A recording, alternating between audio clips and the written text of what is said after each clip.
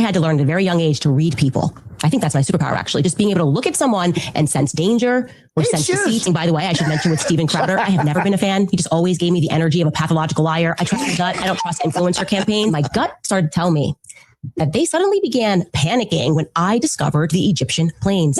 They did what we now term a pre-bunking, and then they send out like a full fleet against you to not even actually debunk you, but they're just so extreme in not debunking you. Like they sent undercover operatives to sign up for my private book club that I kept on Tuesday. They took out a clip of that book club from that book club and accused me of accusing Erica of murdering her husband. I mean, they manufactured that claim out of thin air, and then they made it go viral. Publish the full flight logs, Erica's full travel logs, exact timestamps, a precise definition of the intersection, all the places where there was no overlap. Until then, random coincidence is not credible, isn't a conclusion.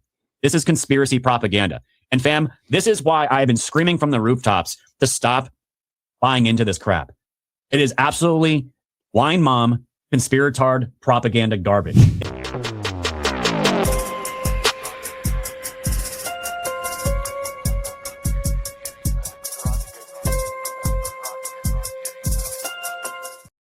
Hey, grace and peace, everybody. Let's go back in time just a little bit. We're going to depart back in time. We're going to look at Candace and this whole story about the Egyptian planes.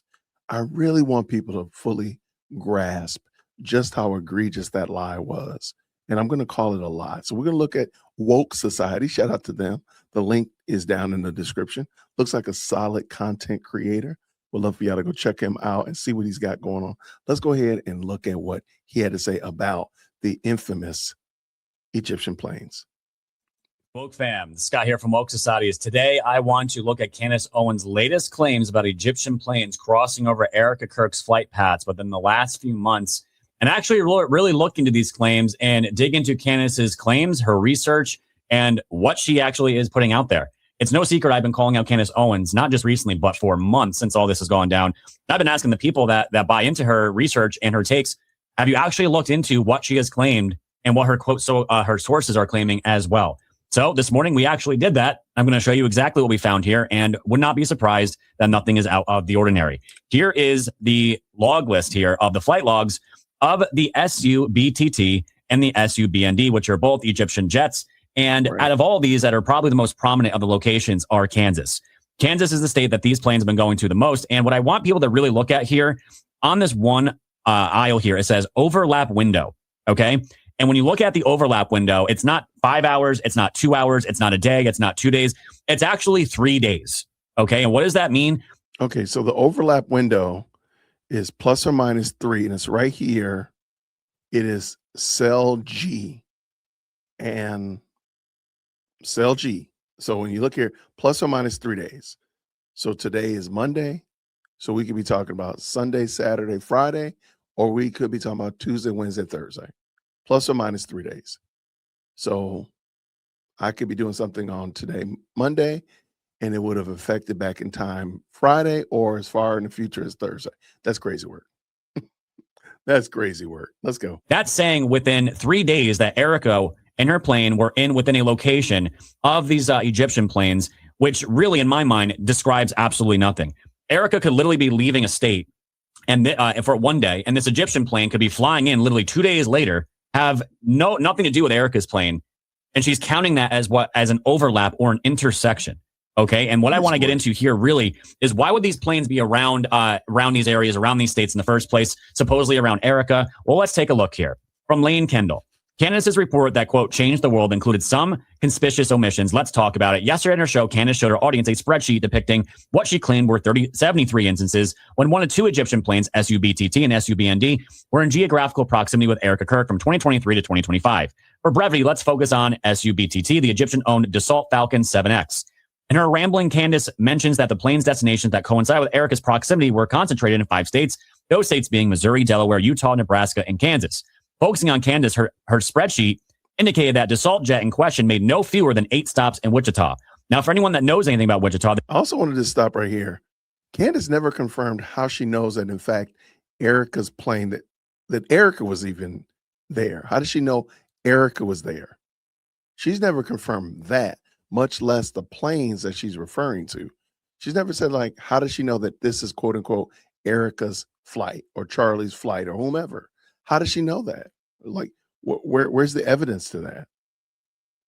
I just think that's crazy. This actually makes perfect sense. Wichita is known as the air capital of the world because of large concentration aviation-related industry. That's Textron, Spirit, Collins, Aerospace, Yingling, etc. Wichita is also a hub where jet owners to go perform routine FFA Part 145 maintenance. For example, Yingling Aviation, located on Wichita's Eisenhower Airport, recently opened a new bay that serves certain models of Dassault jets. Therefore, it would not be the least bit out of the ordinary for the owner of the plane in question to make routine stops in Wichita to receive modifications or maintenance from any one of the Wichita-based aviation companies. And furthermore, Dassault has maintained working relationships with Wichita State University since 2015. The fact that Candace either omitted this basic explainer or had no insight to look into it in the first place, it's quite indicative of the level of, quote, research she brings to her program. Was Erica even in around Kansas at the same time as the Dassault question? Who knows? And that is why I'm saying, guys, this overlap of a 3-day window, nobody can know. Nobody knows. It's horrible evidence. If you want to even call it that, it's a joke to even call it evidence at this point. And we've been saying this for a while. She's writing a manufactured soap opera and nothing more. So we are actually looking into why these planes were around this area. Why would they be flying to Kansas, Wichita, and giving a 3-day window if this was even around Erica at any point? And just looking this up, yes, Dassault Systems, they have a station here right out in Wichita. This is 1845 Fairmont, Wichita, Kansas, United States 67260. All this stuff can be found online. It's super easy, and FFA approves more aircraft for Air Capital Interiors to work on. These are one of the high-end FFA or FAA hubs where if you need maintenance, you need modifications, whatever it is for these planes, this is a global center for that. So these planes going in and out of these areas at this time, it's not anything suspicious. Right. It's not anything conspiratorial. It adds up perfectly. All right. And here it is from Wichita State University. The 3D Experience Center, a partnership with Dassault Systems, involves an interconnected community of top researchers, corporations, and laboratories to accelerate innovation. The 22,000 square foot facility of Wichita State University offers the expertise and technology for companies to accelerate their innovation. Aerospace and other industries can target improvements from concept to production and extend to operations, all while facilitating certification. The 3D Experience Center enables companies to engage in advanced product development and the manufacturing of next-generation materials and technology. So we've established that they have a global center here. This has been a relationship established for at least almost 10 years at this point. And the crazy thing is, and what you're seeing these Weinmond conspiratards out here putting out that, oh my God, this is solid evidence. This means everything. And it means absolutely nothing. And this is the type of crap we've been calling out for a long time. And I've been trying to convey to anyone out there that's listening, you're being duped. You're being duped and you're going to get rug pulled on all this. And it's not helping anybody. This is what I'm talking about. Here's an account, Mel. Village Crazy Lady said, I asked Grok what was the probability of these Egyptian planes intersecting with Erica's 72 times in a 44-month time period. Grok says daily coincidence probability, 0.00028. So way less than 1%, right? And anyone that would just look at this just on the surface, they'll be like, oh my God, that's crazy. That means there must be something here, right? Random coincidence is not a credible explanation. Well, this is the problem with what people are doing and taking Candace Owens' information at face value. And when you actually break this down in a way that you would actually get an accurate hit on the probability of what these numbers would actually look like, let's look at someone that's been in programming for a very long time and also runs data systems and data sets. From Enon Moose, this number doesn't mean what you think it means. If you want to talk about probability, you need at minimum a complete flight log for both Egyptian planes, which was never provided. A complete travel log for Erica, which was never provided. A precise definition of intersection. Is it within a mile? Is it within 5 miles, 10 miles, 20 miles? It's never given. 50. It's just out there for you to guess. A model describing what random travel looks like. The total number of non-intersections. Exact time windows. Same hour, same day, plus or minus 3 days. Was it the same state? There is no timestamps on any of these flight logs. Zero. There's no way to verify any of this. And none of that is provided in the spreadsheet or in Grok's answer. You're feeding Grok a pre-filtered list of 72 hits and then asking it the probability of those 72 filtered hits being hits. This is pure post hoc reasoning. It's not data science or anything even close to it. Here are the basic problems. What's intersecting? Being in the same state within plus minus 3 days, a 7-day window plus state level matching is so loose that dozens of overlaps are expected for two parties who both travel in the same handful of states of Arizona, Utah, Kansas, Missouri, Nevada, and Delaware. This is not tracking. You do not include all flights. If you don't show the plane's full itineraries or overlap rate, it's impossible to evaluate because you're only cherry picking 72 times. And what about the other times? It's not provided. Cherry picking the hits and hiding the misses invalidates every probability calculation. 3, you didn't include all of Erica's travel. If Erica traveled 150 times in 44 months and only 70 of those have loose state level plus or minus day overlap, the probability becomes trivial. It's not shocking and it's not a story. Timing is ignored. If Erica was in Missouri on the 10th and the plane landed on the 13th, you count that as an intersection, even if she was already gone. And this is the big thing, guys. That's why when I look at the spreadsheet and laugh, plus or minus 3 days, she could be in Missouri on the 10th, had already left, and the Egyptian plane flies in the 13th. She's nowhere to be found. And that counts as one of Candace Owens' intersections. This is a joke. Within in and out timestamps, you cannot call these crossings, period. Without full data, the daily coincidence probability is meaningless. A real model requires knowing the total of opportunities for overlap. You provided only the successes. That's like listening every time you won at roulette and asking AI, what's the probability I win this often? The answer is guaranteed to look spooky because you remove the losing spins. The burden of proof is on the person claiming a clandestine foreign intelligence operation, not on everyone else to accept state level plus or minus 3-day coincidences as evidence. The short version, your data set is incomplete. Your overlap definition is too fuzzy to have statistical meaning. Your misses are hidden. Your timeline doesn't include actual temporal overlap. And the model Grok used is based entirely on the cherry-picked subset you fed it. The probability claim collapses the moment you try to formalize it. If you want to do real statistics, publish the full flight logs, Erica's full travel logs, exact timestamps, a precise definition of the intersection, all the places where there was no overlap. Until then, random coincidence is not credible, isn't a conclusion. This is conspiracy propaganda. And fam, this is why I have been screaming from the rooftops to stop buying into this crap. It is absolutely wine mom, conspiratard propaganda garbage. It's absolutely nothing. And fam, she's putting this out to millions of people, okay? I wouldn't even on my own show to the 500 to 700 people that watch me on a daily basis because it's just crazy and retarded. There's nothing there. And the big thing is that I find ironic about all this, when Tyler Robinson's original text messages came out, when they were released by authorities, what was Candace Owens first saying about the entire thing? Well, this is all fishy. They altered it because why? There's no timestamps on the text messages. Well, Candace, there's no timestamps on your spreadsheet, which again, I could do this all day, ladies and gentlemen, all day long. And I'm not trying to convince you one way or the other. I'm just pointing out what's obvious with literally 10 minutes of research and digging into her claims and looking into it and finding out this is not evidence of anything. And here, this was back in September 16th of 2025. And this is the same account, Village Crazy Lady. How crazy. They share each other's stuff. I think they swept the area. There's a squad park there. And here's Tyler Robinson's text messages. There's no timestamps. She said exactly what I said on the show today. They're not showing timestamps for a reason. There's a lot wrong with this conversation. We need more transparency. Oh, the irony. And because people are calling this out and simply pointing out simple facts about her claims, people like Steven Crowder, she's now calling deep state. And I'm telling you, you cannot make this up. Because after hiding it for years, I need to complain. I've been outed. If you haven't heard the news about me, just watch this clip and to my everlasting shame, you'll understand. I had to learn at a very young age to read people. I think that's my superpower, actually. Just being able to look at someone and sense danger or sense deceit. And by the way, I should mention with Steven Crowder, I have never been a fan. He just always gave me the energy of a pathological liar. I trust my gut. I don't trust influencer campaigns. My gut started to tell me that they suddenly began panicking when I discovered the Egyptian planes.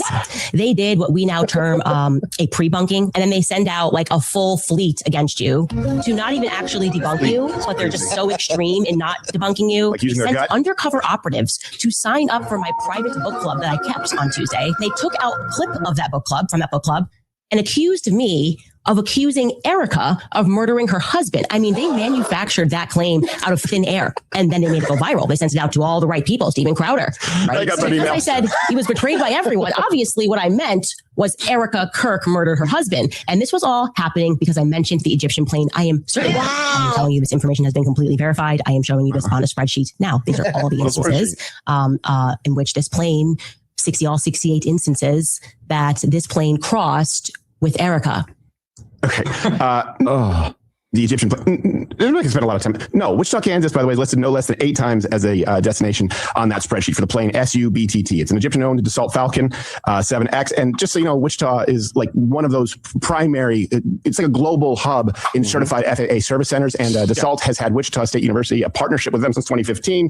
And this, what she just showed you would be very much in line with basic service maintenance repairs. And of course, Candace, with the initial story, missed the time of the flight of departure from Provo by about 6 hours, confused coordinated universal time with Utah time. So none of this spreadsheet does zero to substantiate Erica's whereabouts.